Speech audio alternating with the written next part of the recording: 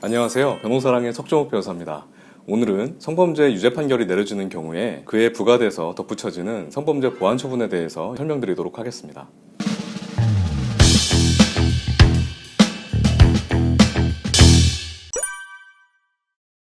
성범죄 보완 처분이란 성범죄의 재발을 막기 위해서 범죄자에게 교육 수강을 강제하거나 범죄자의 활동을 제약하도록 만드는 부수 처분을 말합니다.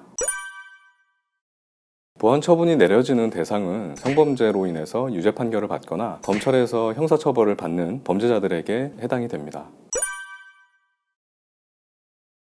벌금형이나 징역형이 내려지는 경우에는 당연히 보완 처분이 내려질 수가 있고요. 성교육 수강 명령을 조건으로 해서 기소유예 처분을 내리는 경우도 많이 있거든요. 모든 성범죄에서 보완 처분이 내려질 수 있다, 이렇게 생각을 해주시면 됩니다.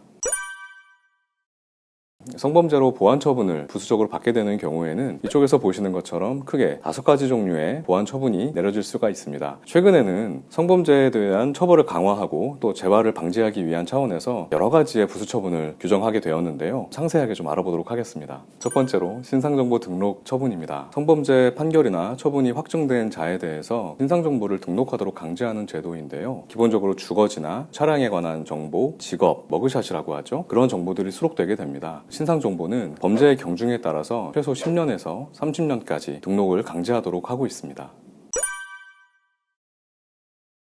결론부터 말씀드리면 정답은 아닙니다. 물론 나라마다 다를 수는 있지만 성범죄자로 신상정보가 등록됐다라고 해서 출입국 자체에 문제가 생기지는 않습니다. 두 번째로 신상정보 공개고지 명령이라고 하는 것은 여러분들께서 흔히 알고 계시는 성범죄자 알림이 사이트에 들어가시면 성범죄자들의 신상정보를 확인할 수가 있는데요. 이렇게 신상정보가 누구나 접속할 수 있는 사이트에서 다 공개적으로 보여지는 처분이기 때문에 보완 처분 중에서는 가장 중한 처분이라고 할 수가 있겠죠. 세 번째로 취업제한 제도라는 것은 말 그대로 어떤 특정 기관이나 회사 성범죄자가 취업하지 못하도록 강제하는 처분입니다. 취업이 제한되는 기관으로는 장애인 이용 시설이라든지 유치원, 학교 등이 대표적입니다. 네 번째로 전자발찌 부착 명령인데요. 여러분들께서 많이 접하셔서 아실 겁니다. 발목에다가 차는 위치 추적 장치이고요. 2회 이상 성범죄를 저지른 재범의 가능성이 아주 높은 성범죄자들을 대상으로 내려지는 처분이고요. 당연히 24시간 동안 부착을 해야 되는 것이고 임의로 제거할 수가 없거든요. 실제로 샤워를 하는 동안에도 뗄 수가 없는 전자기기이기 때문에 집에 있으면서도 사실상 감옥에 있는 것과 같이 아주 답답할 수 있는 그런 보완 처분이 될 수 있습니다.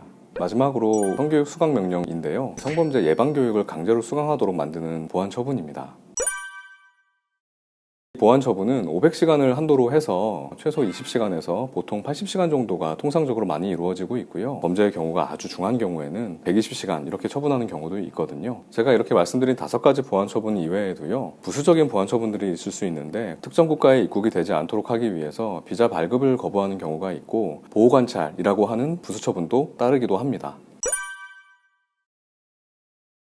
네, 있습니다. 이 보완 처분이라고 하는 것은 성범죄 판결을 받는다고 해서 반드시 붙는 것은 아니고요. 공판 과정이나 변론 과정에서 변호인의 조력을 통해서 보완 처분을 받지 않으면서 형사처벌만 받는 경우도 있거든요. 변론 과정에서는 실제로 재범 가능성이 없다는 사유를 중심으로 이러한 보완 처분을 면제받을 수가 있습니다. 오늘은 여러분들과 성범죄 유죄 판결이 나는 경우에 부과되는 보완 처분에 대해서 같이 알아보았는데요. 결국에 이러한 성범죄 보완 처분은 성범죄 재발을 막기 위한 목적이 전부라고 보아도 됩니다. 만약에 성범죄로 인해서 처벌을 받게 되는 경우라고 하더라도 과도하게 억울한 보완 처분을 받게 되는 것을 피하기 위해서 충분히 형사 전문 변호사의 조력을 받으셔서 정당하고 합당한 처벌과 보완 처분을 받으셨으면 하는 바람으로 오늘 컨텐츠를 준비했고요. 이상으로 변호사랑의 석종욱 변호사였습니다. 감사합니다.